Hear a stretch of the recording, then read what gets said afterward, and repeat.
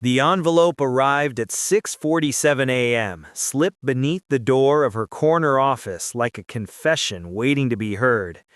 Inside, 3 words scrawled in red ink, "Check the Gardenia account," would unravel everything Margaret Chen thought she knew about the company her father built, the board she trusted, and the man she was beginning to love.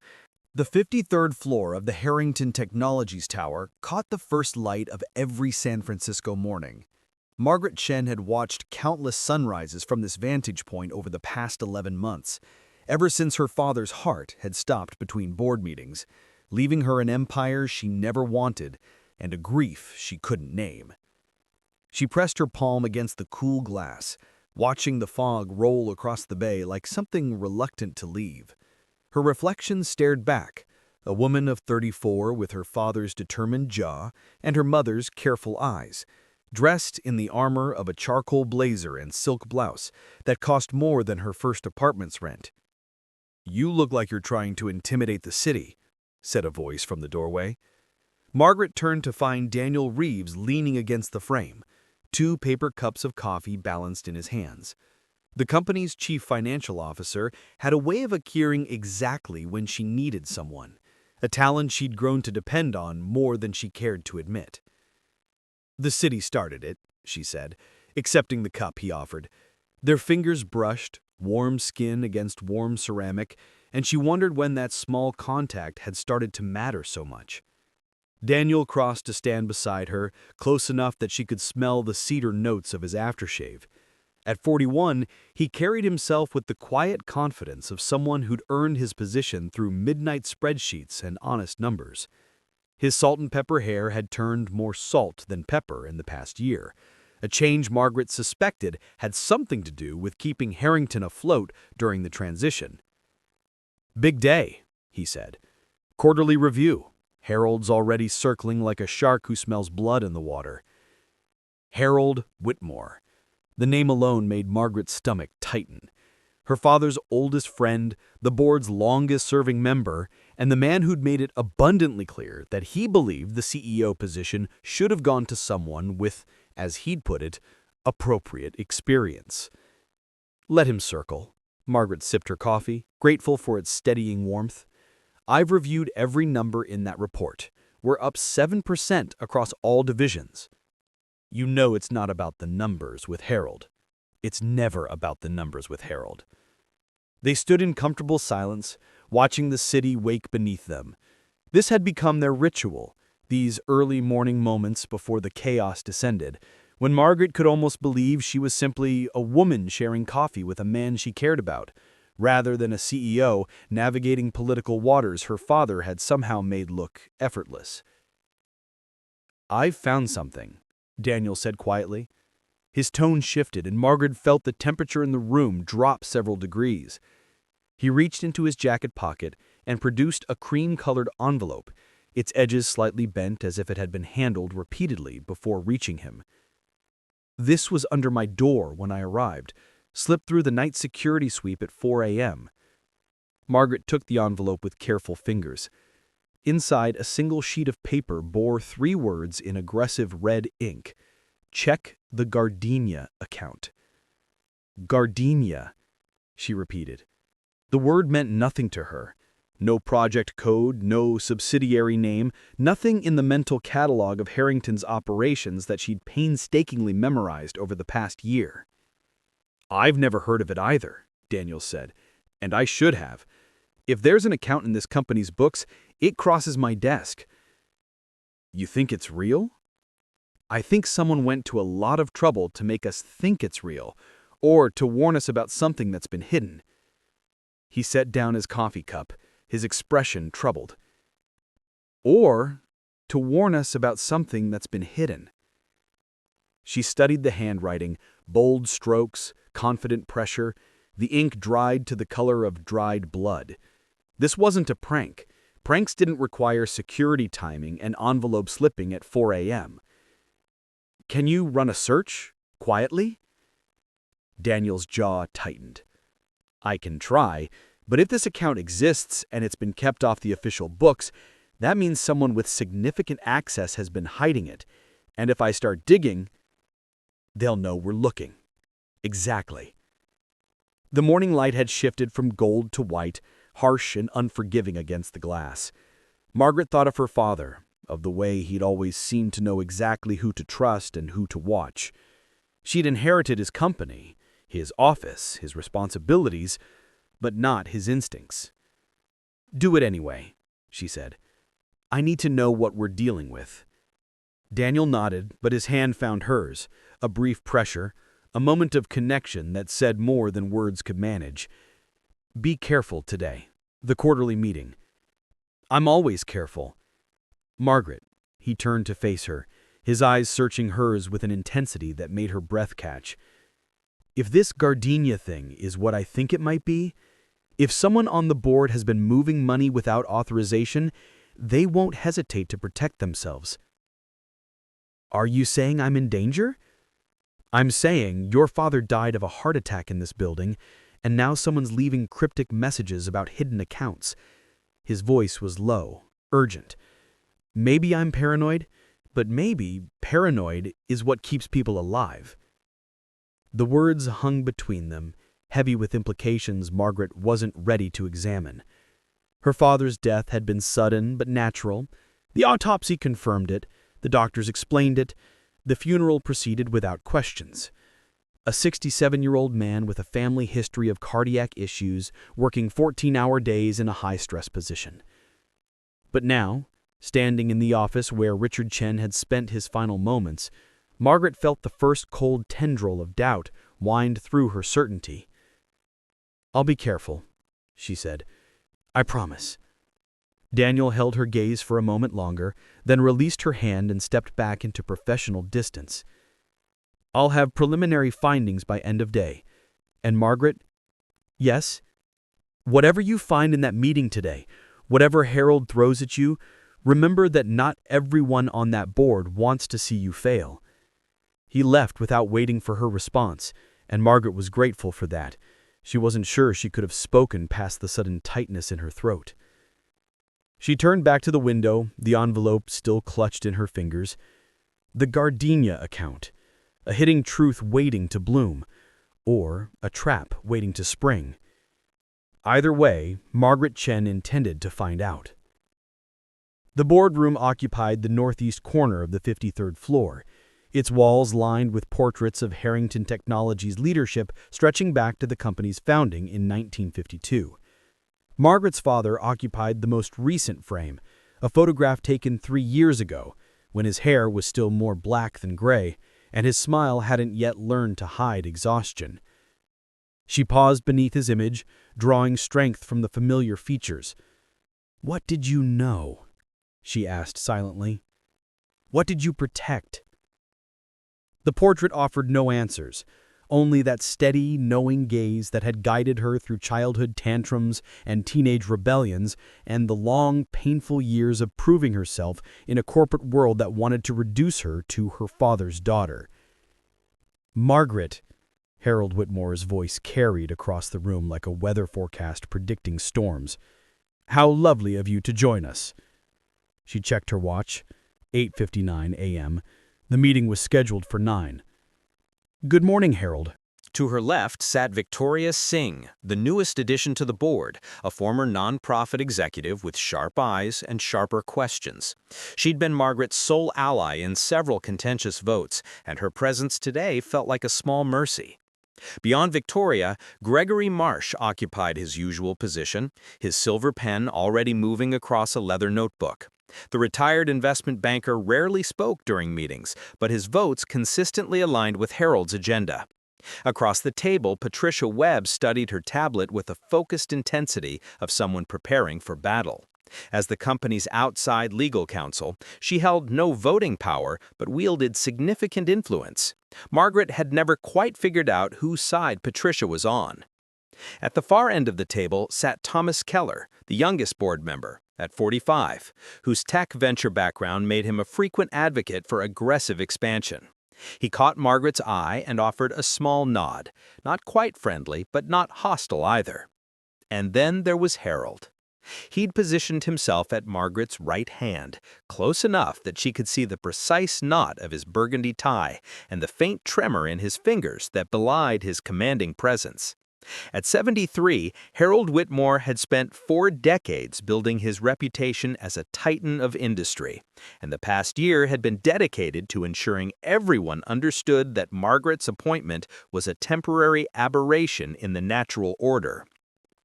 "Shall we begin?" Margaret opened her folder, the quarterly report crisp and color-coded beneath her hands. "I'm pleased to report that Harrington Technologies has posted—" "Before we dive into the numbers," Harold interrupted smoothly, "I believe we have some preliminary matters to discuss." Margaret felt her jaw tighten but kept her expression neutral. "The agenda doesn't indicate any preliminary business." "This is somewhat urgent." Harold's smile didn't reach his eyes. "Thomas?" Thomas Keller shifted uncomfortably in his chair.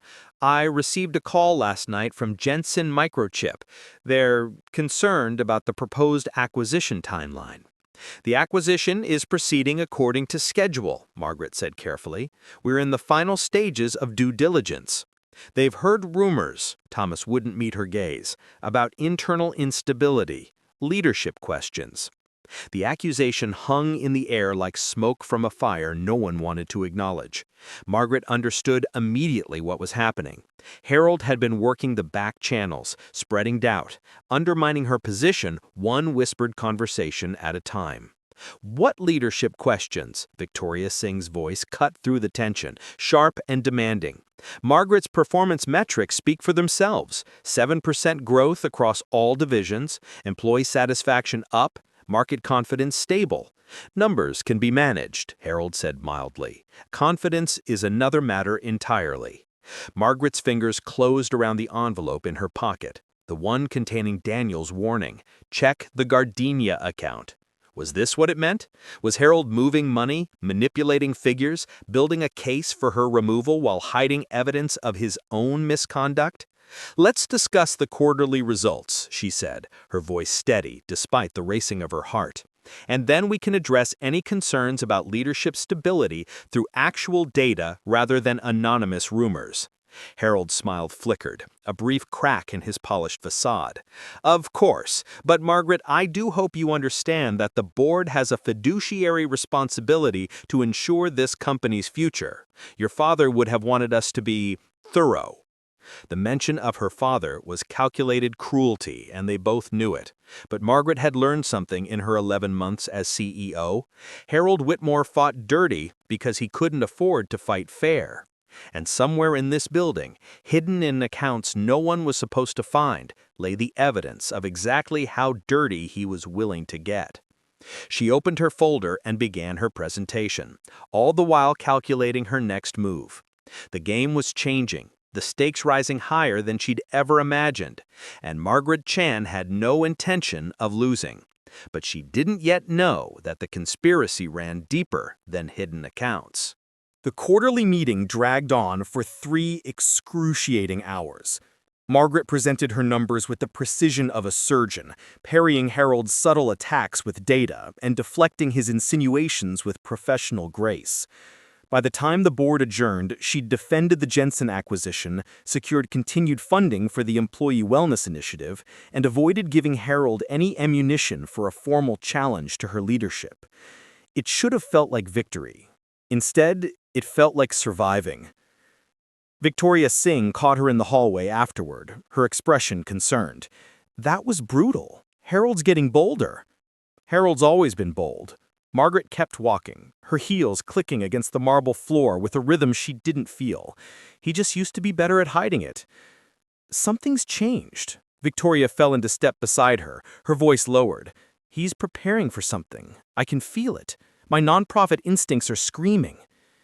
Margaret stopped outside her office door, weighing her options.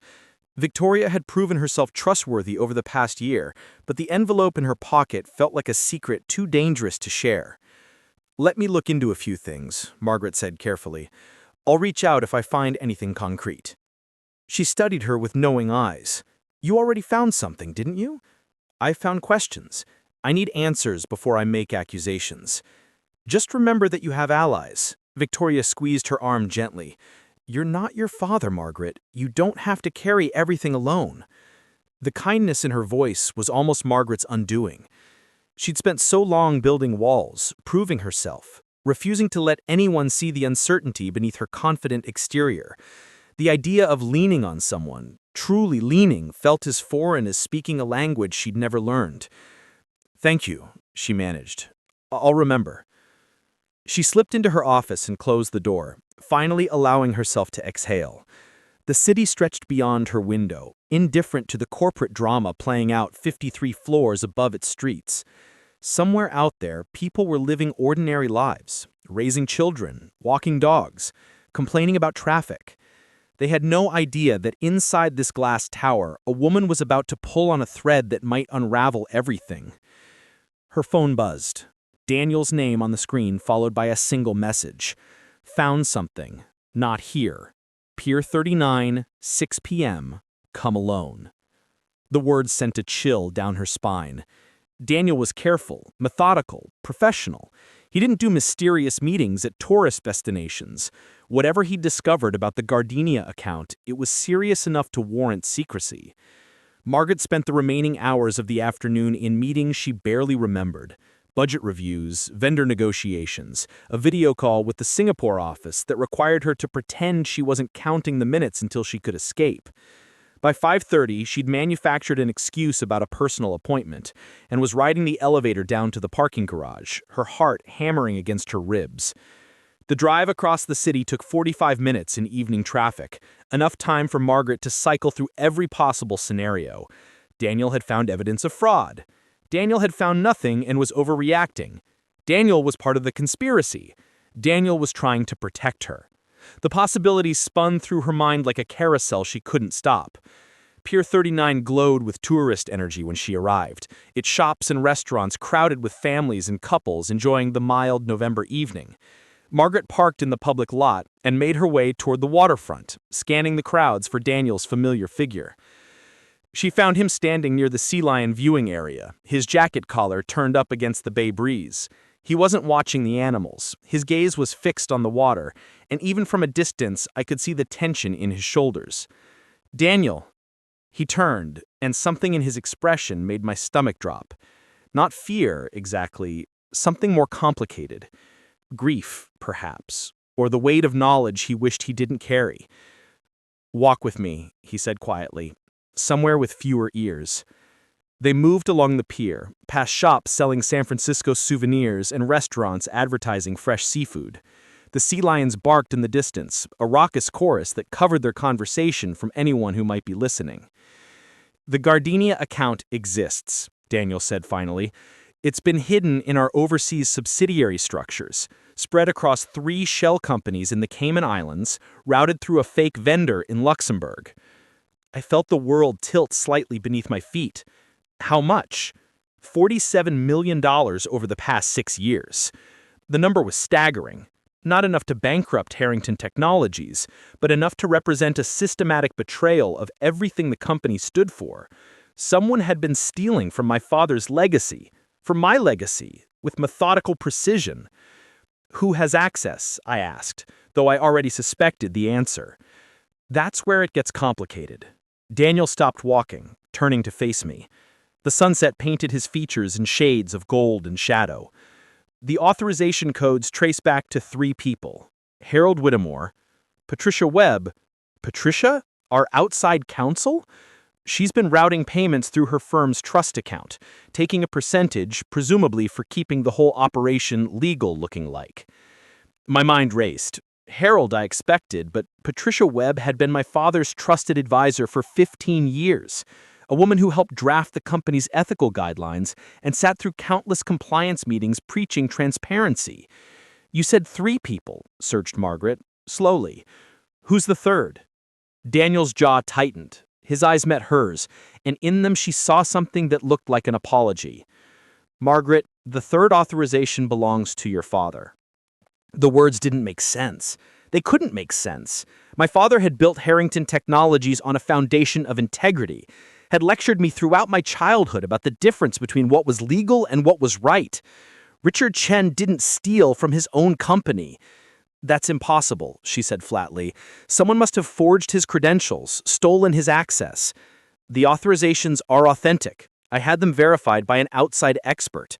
Your father knew about the Gardenia account. He helped create it.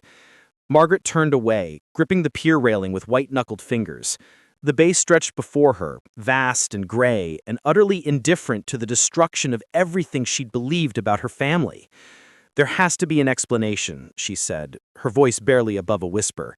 Maybe Harold was blackmailing him. Maybe he was trying to fix it from the inside. Maybe. But whatever the reason, the current board members involved don't know your father's participation has been discovered.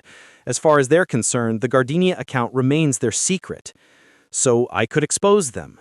You could. But if you do, your father's involvement becomes public. His legacy, this company's reputation, your position as CEO, everything gets destroyed in the fallout. The impossible choice crystallized before her with terrible clarity. She could protect her father's memory and let the corruption continue, or she could pursue justice and watch everything she'd inherited crumble to dust. "Why are you telling me this?" Margaret asked, her voice barely above a whisper. "You could have kept it hidden, protected the company, protected yourself."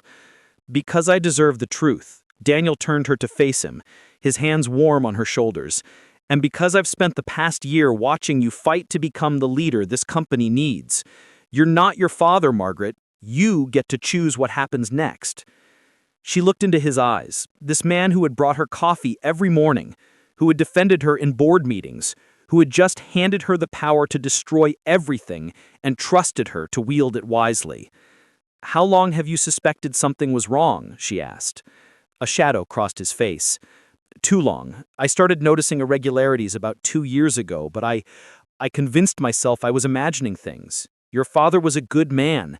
I didn't want to believe he was capable of this. But you kept digging. I kept watching. There's a difference." Hands dropped from his shoulders, and he turned to look out at the water. "The night your father died, he called me, asked me to come to his office after hours, said he had something important to show me, something that would explain everything." "What?" I never found out. By the time I got there, the paramedics were already working on him. He was gone before I could ask what he meant. The implications hit her like a physical blow. Her father had been about to reveal something, to confess perhaps, or to expose the others involved. And then, conveniently, his heart had given out. "You think he was murdered," she said, and it wasn't a question. "I think the timing raises questions that deserve answers." Daniel met her gaze again, and she saw her own fear reflected in his eyes. Harold Whitmore and Patricia Webb have been systematically stealing from this company for years. They have the resources, the access, and the motive to ensure no one ever finds out. And my father was about to tell you everything. Yes. The sea lions had gone quiet. The sunset had faded to purple and gray, the first stars appearing above the bay like witnesses to a truth that changed everything. "What do we do now?" Margaret asked. Daniel took her hand, not romantically, but firmly, like someone preparing for battle. "Now we gather evidence, document everything, build a case that even the most expensive lawyers can't dismantle. And then we make them pay for what they've done." Margaret squeezed his hand, drawing courage from his certainty. The path ahead was treacherous, lined with enemies who had already proven they were willing to kill to protect their secrets. But for the first time since taking over as CEO, she didn't feel alone. "There's something else," Daniel said quietly. "Something I should have told you months ago." "What?" He hesitated, and in that pause, Margaret saw a vulnerability she'd never witnessed in him before. "I loved your father. He was my mentor, my friend, the man who gave me a chance when no one else would.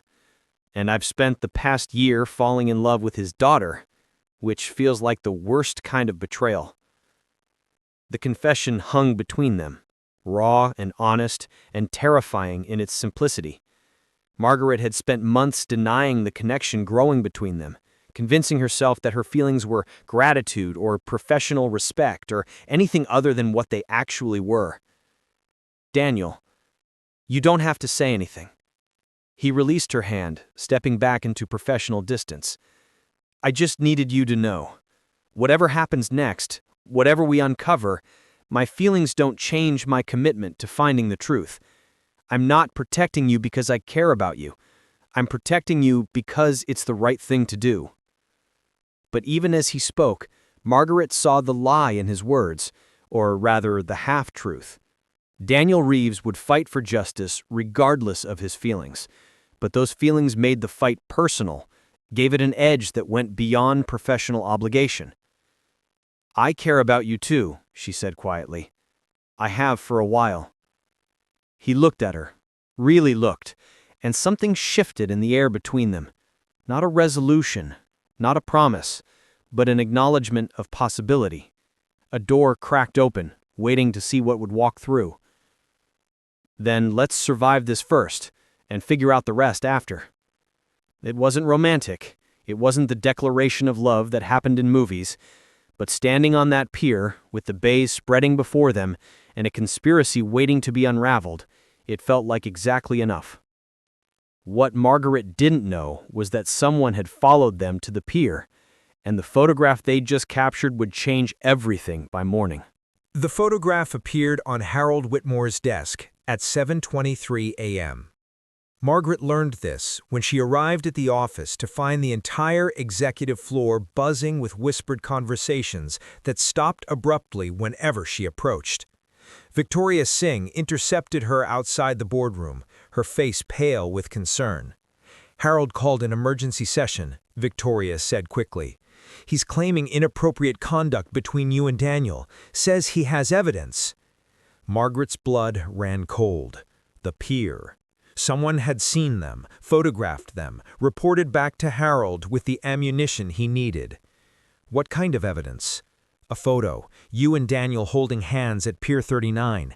He's spinning it as a conflict of interest, saying you've compromised the integrity of financial oversight by having a personal relationship with the CFO. The accusation was technically accurate, but deliberately misleading. What had been a moment of human connection, two people supporting each other through a crisis, would now be weaponized against everything they were trying to accomplish. Where's Daniel now? Harold had him removed from the building. Victoria's voice dropped lower. Security escorted him out 20 minutes ago, pending investigation, they said. Margaret felt the walls closing in. Harold had outmaneuvered her, using the appearance of impropriety to neutralize the one person who knew about the Gardenia account. Without Daniel, she had no evidence, no ally with access to the financial systems, no way to prove what she'd discovered. Or did she? Victoria, Margaret pulled the other woman into a quiet alcove. I need to tell you something, and I need you to trust me. Always. Harold isn't just trying to remove me for personal reasons. He's been stealing from this company, millions of dollars, hidden in offshore accounts. Daniel was helping me gather evidence. Victoria's expression shifted from concern to cold fury. That's why he moved so fast. He found out you were onto him. And now he's using the pier photo to discredit both of us before we can expose him. What do you need? Margaret thought quickly. Daniel had said the Gardenia account was spread across shell companies, routed through Patricia Webb's firm. If she could access those records, prove the money trail independently, Harold's character assassination wouldn't matter. I need you to stall the emergency session, she said. Give me 2 hours. To do what? To find proof that even Harold can't deny. Victoria nodded slowly. I'll do what I can, but Margaret, be careful. If Harold knows you're investigating, he'll do whatever it takes to stop you. I know. Margaret squeezed her arm. That's why I have to move fast. She left through the service elevator, avoiding the main floor where Harold's allies would be watching. Her father's old office, the one she'd converted to storage after taking over, contained decades of his files, personal records, documents that might reveal how deeply he'd been involved in the conspiracy. The storage room occupied a forgotten corner of the 49th floor, its door marked only with a number and a keypad that still responded to her father's birthday. Inside, boxes stretched in neat rows, each one labeled in her father's precise handwriting. Quarterly reports 2015 to 2018, board minutes 2010 to 2014, personal correspondence.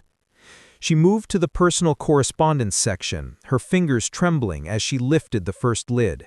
Letters, photographs, handwritten notes, the archaeological layers of a life she'd only partially understood. She found it in the third box, tucked between holiday cards and birthday letters, a leather journal with her father's initials embossed in gold. The pages were filled with his careful script, dates ranging from 6 years ago to the week before his death. March 15, 2019, one entry began. Harold came to me today with a proposal. Said he had found a way to secure funding for the Southeast Asia expansion without diluting shareholder value. I should have asked more questions. I was too eager to trust him. Margaret read on, her heart breaking with each new revelation. Her father hadn't been a willing participant in the fraud. He'd been manipulated, drawn in by Harold's careful lies and Patricia's legal assurances. By the time he realized the true scope of the Gardenia account, he was already complicit, his signature on documents that could destroy him. September 3, 2024, a later entry read, I've been gathering evidence, documenting everything I can without alerting Harold to my intentions. The money is being siphoned to accounts he controls, personal slush funds disguised as operational expenses. Patricia takes her cut and asks no questions. I tried to confront her last week. She reminded me that my signature is on the authorization forms too. Said we're all in this together now, whether I like it or not. The final entry was dated the day before her father's death, November 14, 2024. I've scheduled a meeting with Daniel for tomorrow night. He's the only person I trust completely, the only one who might believe me and help me make this right. I've prepared a full accounting of the Gardenia transactions, hidden in the usual place. If something happens to me, Margaret will know where to look. The usual place. Margaret's breath caught. Her father had left a message meant specifically for her, a reference only she would understand. Growing up, Richard Chen had kept a gardenia plant on his desk. It was a gift from Margaret's mother before her death, carefully tended through the years as a living memorial to the woman they'd both loved. When Margaret was small, her father would let her help water it, explaining that sometimes the most important things grew slowly and required patience. When the plant finally died, 3 months after Richard's own death, as if it had been waiting, Margaret had preserved its pot, unable to throw away this last connection to her family. The pot was still in her office, and inside it, hidden beneath the dried soil, was her father's final confession. She made it to the 53rd floor without being intercepted, her heart pounding as she pushed through her office door. The gardenia pot sat on the windowsill where she'd left it, unassuming and ordinary, a piece of sentiment that no one would think to examine. Margaret carried it to her desk and carefully began sifting through the soil. Her fingers touched paper, a waterproof envelope, sealed tight against the elements. Inside she found everything: transaction records, authorization codes, account numbers, routing information, and a handwritten letter addressed to her. "My dearest Margaret," her father's voice spoke through the page. "If you're reading this, then my fears were justified, and my time ran out before I could fix what I helped break. I am so sorry for the choices I made, for the trust I misplaced, for leaving you to clean up a mess I should have prevented. Harold and Patricia have been stealing from our company for years. I discovered their scheme too late and was foolish enough to believe I could stop it from the inside. Instead, they used my involvement as leverage, trapping me in a conspiracy I never intended to join. The evidence in this envelope is enough to destroy them, but I must warn you, they will fight back with everything they have. If you pursue this path, you must be prepared for consequences I cannot predict. Whatever you decide, know that I have always been proud of you. You are stronger than I ever was, braver than I ever managed to be. You will make the right choice, even when it costs you everything. I love you, I'm sorry, and I believe in you. Your father, Richard. Tears streamed down Margaret's face as she read. Her father hadn't been a criminal. He'd been a victim, trapped by his own trust and desperate to make amends. He died trying to expose the truth, and now that responsibility had passed to her. The door opened behind her. I had a feeling you'd find it eventually. Margaret turned to find Patricia Webb standing in the doorway, her expression cold as winter stone. Your father was a sentimental fool, Patricia continued, stepping into the office and closing the door behind her. I told Harold the gardenia was too obvious, that you'd figure it out eventually. But he assured me you were too grief-stricken to look for answers. You killed him. The words came out flat, certain. I facilitated a natural process. Patricia's smile didn't reach her eyes. Your father's heart was already weak. A small adjustment to his evening medication simply accelerated the inevitable. You murdered him to protect your fraud scheme. I protected a $47 million investment. Patricia moved closer, and Margaret saw the small gun in her hand. Elegant, silver, almost decorative. Your body will be found. They'll find a tragic suicide. Patricia's voice was gentle, almost sympathetic. A grieving daughter overwhelmed by the pressures of leadership, unable to live up to her father's legacy. The note will be touching. I've already drafted it. Margaret's mind raced. The envelope with her father's evidence was still clutched in her hands, hidden behind her body. If she could just reach her phone, send the files to Victoria, to Daniel, to anyone. Don't bother, Patricia said, reading her thoughts. Your phone has been disabled since you entered the building this morning. Harold's contacts at the security firm were very accommodating. Victoria knows something's wrong. She'll come looking for me. Victoria is currently being informed that you've taken a personal day to deal with family matters. Patricia raised the gun. I'm sorry, Margaret. I genuinely am. You could have been such an asset to this company if only you'd learned to look the other way.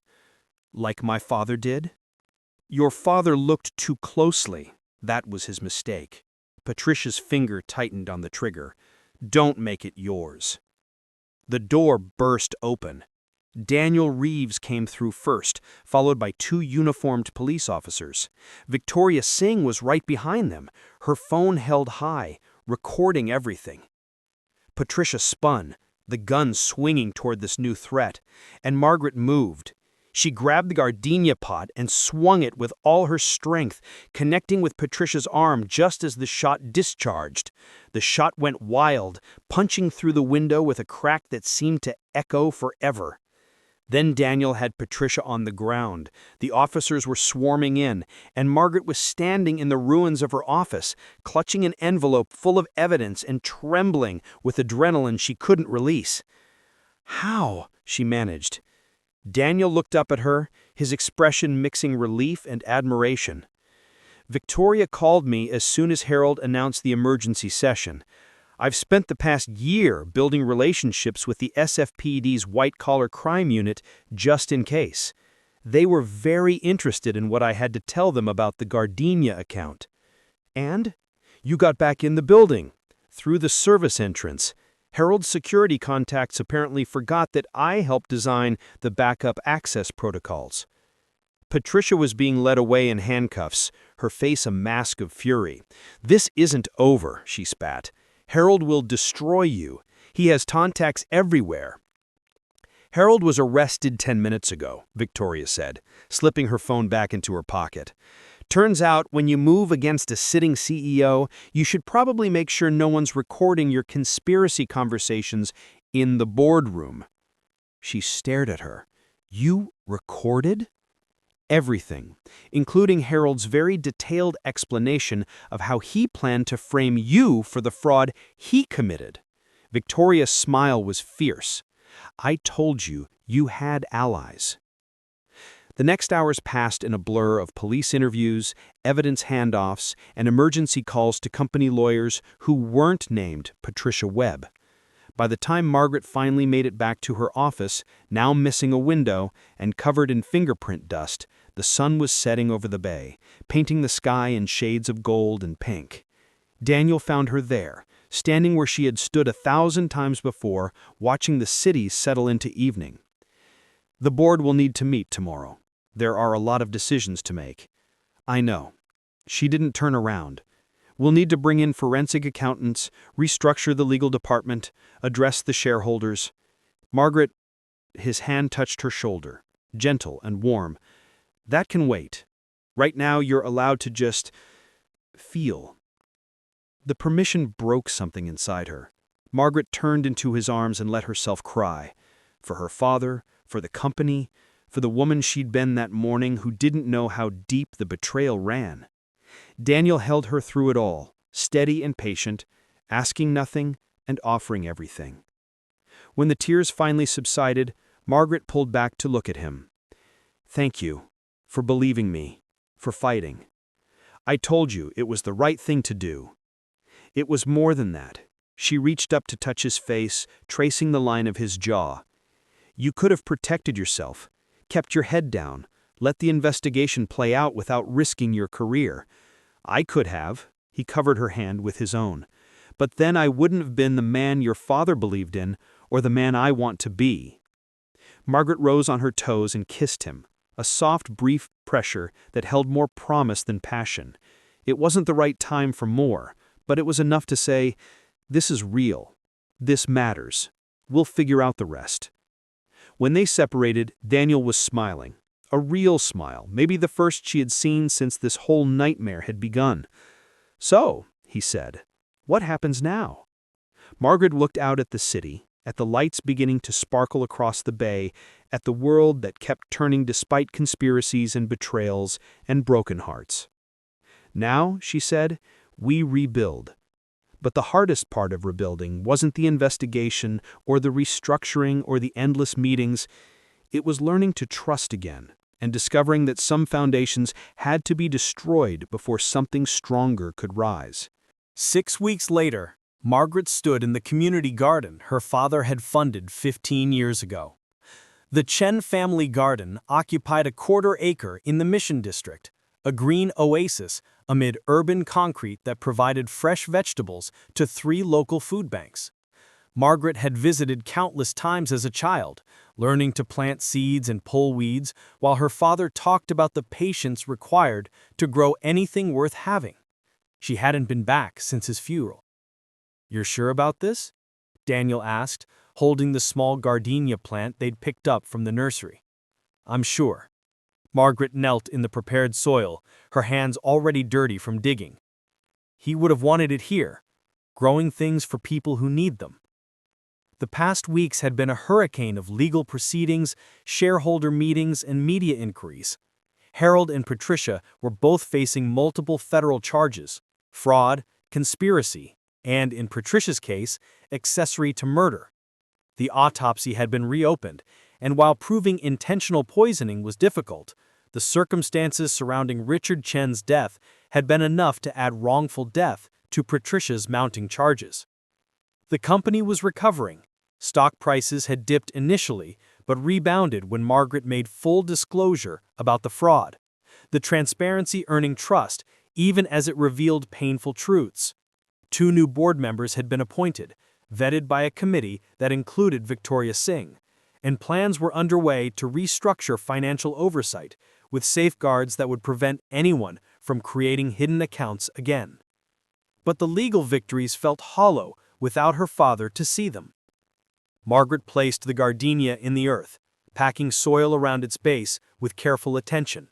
The plant was small, barely 6 inches tall, but the nursery owner had promised it would bloom beautifully if given proper care. "I left me another letter," she said quietly. "The lawyers found it in his safety deposit box, dated 5 years ago, before he knew anything about Harold's scheme." Daniel settled onto the ground beside her, heedless of the dirt staining his expensive slacks. "What did it say?"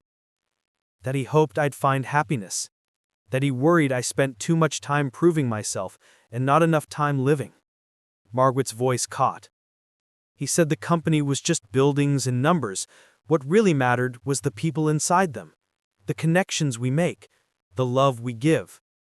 She looked up at Daniel, this man who'd risked everything to help her, who'd held her while she cried and fought beside her when she needed to be strong. I think he'd be glad about this, about us. Daniel reached out to brush a streak of dirt from her cheek. I think he knew. Why else would he trust me with his final confession? You think he planned this? I think Richard Chen was the smartest man I ever knew. And I think, maybe, even while he was fighting to expose the conspiracy, part of him was hoping his daughter and his friend might find each other. The idea was comforting, the notion that her father had seen possibility, even in the darkest moments, that love could grow from the soil of betrayal and loss. Margaret finished planting the gardenia and sat back admiring her work. The community gardens stretched around them, full of people tending their plots, families with children, elderly couples, young professionals seeking peace from the urban bustle. They'd all been touched by her father's generosity, even if they'd never known his name. I want to expand the garden, she said suddenly, double the size, funded properly with permanent staff and educational programs for local schools. That's a significant investment. Harrington Technologies can afford it. And it's time the company started giving back in ways that matter more than quarterly reports. Daniel rose to stand beside her. The board might push back. Let them.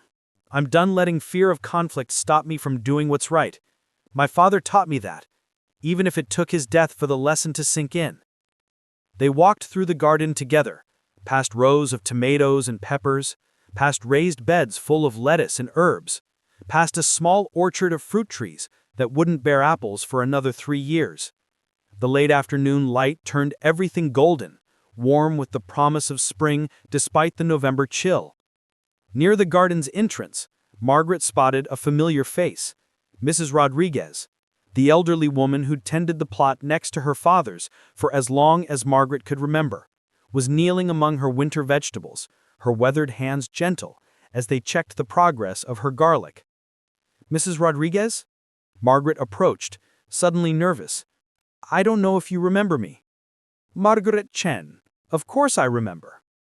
You used to help your father water his tomatoes when you were small, always asking questions about everything. I planted a gardenia today, in his memory. Mrs. Rodriguez's eyes softened with understanding. He talked about you constantly, you know? Every Saturday morning when we'd work on our plots. My Margaret, she's going to change the world someday. I just hope I'm around to see it. The words were a gift Margaret hadn't known she needed. All these months, she'd focused on her father's mistakes, the compromises that had trapped him, the secrets he'd kept, the confession he'd left too late. She'd almost forgotten the man who'd taught her to garden, who'd made pancakes every Sunday morning, and who'd believed in her when she didn't believe in herself. I miss him, she said, and the tears came easily now, without shame. Of course you do, mi amor. Grief is the price we pay for love. Your father paid it for your mother, and now you pay it for him. But love doesn't end just because the person is gone. It grows, like everything in a garden, if you let it. Margaret clung to the small woman, drawing strength from her certainty. This was what her father had meant, she realized. Not the company, not the legacy, not the numbers on quarterly reports. This, human connection, kindness freely given, love that outlasted death. When she finally pulled back, Daniel was watching them with suspicion of tears in his own eyes. Ready to go? He asked. Margaret looked around the garden one last time, at the families laughing, at the elderly couples consulting over seed packets, at the young people discovering the satisfaction of growing something with their own hands. Almost. She turned to Mrs. Rodriguez. Would you help me with something? I want to plan a memorial event here. For my father. Something that celebrates his life while supporting the community he loved. The old woman's face lit up. I would be honored. They spent the next hour planning. Margaret sharing ideas while Mrs. Rodriguez contributed suggestions shaped by decades of community involvement. Daniel listened, offered practical input when asked, and mostly watched Margaret with an expression of quiet pride. By the time they left, the sun had set, and the garden was quiet, its plots dark shapes against the gathering night. But Margaret's heart felt lighter than it had in months. The work wasn't finished, it would never really be finished, but she'd made a start. The drive back to her apartment took them through the financial district, past the Harrington Technologies Tower, glittering against the night sky. Margaret watched her father's building pass by and felt something like peace. "I've been thinking," Daniel said, breaking the comfortable silence, "about what comes next." "For the company?" "For us." He pulled into the parking garage of her building and turned to face her. "We've been dancing around this for weeks, too busy, too stressed, too careful. But I need to know where we stand." Margaret studied him, this man who'd become so important to her, who'd proven his loyalty in ways that went beyond professional obligation. "I think that we're two people who found each other during the hardest time of their lives. And I think that's either the worst possible foundation for a relationship or the best. Which do you believe it is?" She leaned across the console and kissed him. Not the tentative brush of lips from weeks ago, but something deeper, more certain. "Ask me again in a year, when we've had time to be boring together, to argue about what to watch on television and complain about each other's habits." "Is that a promise?" "It's an invitation. But Daniel, for what it's worth, I think my father would have approved." His smile was everything. "So do I." Margaret walked into her building with her heart full and her hands still dirty from planting gardenias. The conspiracy had been exposed, the criminals were facing justice, and her father's memory had been honored in the place where he'd taught her to grow things. It wasn't an ending, it was a beginning. And the beginning, she was discovering, was the most beautiful part of any story. 1 year later, the Chen family garden had tripled in size. Margaret stood at the entrance to the newest section, the Richard Chen Memorial Education Center, watching children stream through the doors for the Saturday morning gardening class. Their excited chatter filled the air as volunteer instructors led them toward rows of seedling stations, each child receiving their own small pot and a packet of flower seeds. "I still can't believe how much you've accomplished in 12 months, Victoria said, appearing at Margaret's elbow with 2 cups of coffee. "The garden expansion, the education program, the partnerships with 5 local schools." "I had help." Margaret accepted the cup gratefully. "The board approved the funding, and Mrs. Rodriguez has been incredible at recruiting volunteers." "Give yourself some credit." Victoria's tone was fond, but firm. "You could have walked away after the scandal, taken the settlement money, and started over somewhere that didn't remind you of everything you lost. Instead, you rebuilt this company from the ground up and created something meaningful in the process." It was true. The past year had been the hardest of Margaret's life. Harder than taking over as CEO, harder than discovering the conspiracy, harder even than losing her father. Rebuilding trust took time, and there had been days when Margaret wondered if she had enough of it left. But the company had survived. Stronger, more transparent, more committed to the values Richard Chen had always professed but never quite managed to live by. "Any regrets?" Victoria asked. Margaret watched a little girl carefully pat dirt around her first seedling, her face scrunched with concentration. In 3 months, that seed would bloom into a flower the child could take home, a tangible reminder that patience and care could create something beautiful. "Just one," Margaret said softly. "I wish my father could see this." "I think he can," Victoria squeezed her arm. "Whatever else happened, whatever mistakes he made, he raised a daughter who's changing the world. If that's not a legacy worth having, I don't know what is." Margaret smiled, but before she could respond, her phone buzzed. A text from Daniel. "I'm at the west entrance. Come find me." She excused herself and made her way through the garden, past the vegetable plots and fruit trees, past the memorial bench that bore her father's name. Daniel was waiting where the gardenia she'd planted a year ago now grew in full bloom. The plant had thrived beyond anyone's expectations, its glossy leaves healthy and green, its flowers releasing that distinctive sweet fragrance that had filled her father's office for as long as Margaret could remember. Someone, Mrs. Rodriguez probably, had placed a small sign beside it, in memory of Richard Chen. May his garden grow forever. "You're early," Margaret said, slipping into Daniel's arms. "The board meeting isn't for 3 hours." "I know, but there's something I wanted to give you. Here, where it started." He released her and reached into his pocket, producing a small velvet box. Margaret's heart stopped. "Before you panic," Daniel said quickly, "it's not what you think. Or rather, it's not only what you think." He opened the box to reveal 2 items: a ring, simple platinum with a single diamond, and a folded piece of paper. "The ring speaks for itself," he said, his voice slightly unsteady. "But the paper is something I found in your father's things." Margaret took the paper with trembling hands. It was a letter written in her father's handwriting dated 3 weeks before his death. "Dear Daniel," it began, "if you're reading this, then my contingency plans have failed, and I'm no longer able to speak for myself. I want you to know that choosing you as CFO was one of the best decisions I ever made, not just for the company, but for my daughter. I've watched you together these past months. The way you look at her, the way she lights up when you walk in a room. I know you've been keeping your feelings professional, out of respect for your position and for me. But I'm asking you now, as a friend, to let those feelings grow. Margaret deserves someone who will fight for her, protect her, and challenge her to be her best self. She needs a partner, not a subordinate. And I believe you're the man who can be all of those things. When the time is right, and you'll know when that is, I give you my blessing to pursue my daughter with everything you have.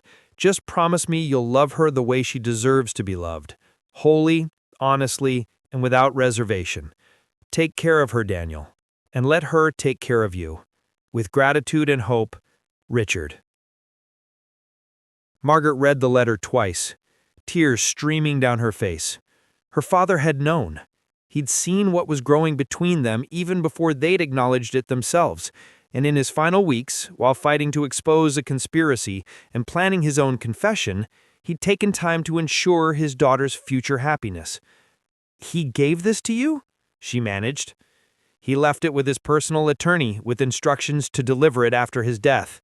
Daniel's voice was thick with emotion. "I received it the day of his funeral. I've been carrying it ever since, waiting for the moment when it would mean the most." Margaret looked at the ring, at the gardenia blooming beside them, at this man who had become her partner in every sense of the word. "Is this your proposal?" "It's my promise." Daniel took her hands in his. "I promise to fight for you, to protect you, to challenge you to be your best self. I promise to love you wholly, honestly, and without reservation, just like your father asked." "And the ring?" "The ring is optional." His smile was tender, nervous, hopeful. "But I was hoping you'd say yes anyway." Margaret laughed through her tears. "Yes." "Yes to the ring, or yes to—" She kissed him, cutting off his question with an answer that needed no words. The gardenia's fragrance surrounded them, sweet and strong, a blessing from a father who'd never stopped watching over his daughter. When they finally separated, Daniel was grinning like a man who'd just won a lottery he hadn't known he'd entered. "Your father was right," he said, "about everything." Margaret looked at the gardens spreading around them, the plots her father had funded, the education center bearing his name, the community that had grown from a single act of generosity decades ago. "He usually was," she said. "It just took me a while to understand." They walked hand in hand back toward the entrance, past the children learning to garden, and the volunteers teaching patience, and the families discovering that growth required both effort and grace. The Richard Chen Memorial Education Center was hosting its official opening ceremony in an hour. Margaret would give a speech about her father's legacy, the real legacy, not the scandal that had threatened to overshadow it. She would talk about second chances and found family and the courage required to pursue justice even when it hurt. And then she would announce her engagement to Daniel Reeves, watching his face as the crowd cheered and knowing that somewhere, somehow, her father was cheering too. The gardenia bloomed on, its white flowers bright against the green leaves, a living reminder that even the most carefully hidden things could grow into something beautiful if given enough light. Richard Chen had planted seeds his whole life, in soil, in business, in the hearts of everyone who'd known him. Some of those seeds had been mistakes, compromised by trust misplaced and courage that came too late. But others had blossomed into a daughter who'd transformed his failures into foundations, who'd built something better from the ruins of what he'd left behind. Margaret Chen walked into her future with her hand in Daniel's and her father's memory at her back, ready to grow whatever came next. And in the garden where it all began, the gardenias continued to bloom.